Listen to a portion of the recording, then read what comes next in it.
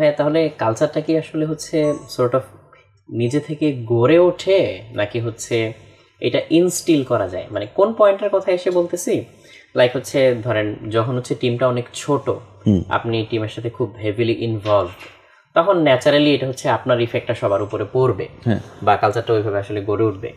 But এক্সপেনশনের একটা পর্যায়ে গিয়ে যখন দেয়ার আর লট অফ পিপল ইনভলভড, তখন আসলে জিনিসটা কিভাবে মেনটেন করা যায়?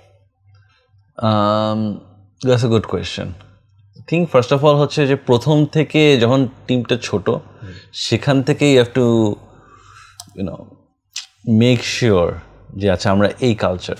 তাহলে যখন বড় হবে তখন নতুন যত মানুষ অ্যাড হবে তারা এসে কিন্তু দেখবে যে আচ্ছা এই কালচারই হচ্ছে আমরা মেনটেন করতে হচ্ছে, নতুন মানুষ এসে সেই কালচারটা উইল স্টার্ট অটোমেটিক্যালি অ্যাডপ্ট করে ফেলবে।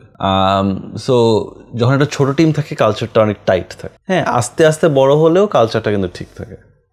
খুব তাড়াতাড়ি বড় হয়ে গেলে তখন কালচারটা আসলে ব্রেক করা শুরু করে, কারণ হচ্ছে যে তখন মানুষজন আসলে জানে না, মানুষজন বুঝে না, মানুষজন অ্যাডপ্ট করার আগেই হচ্ছে অনেক ধরনের মানুষ চলে আসলে জিনিসটা একটু মেসি হয়ে যায়।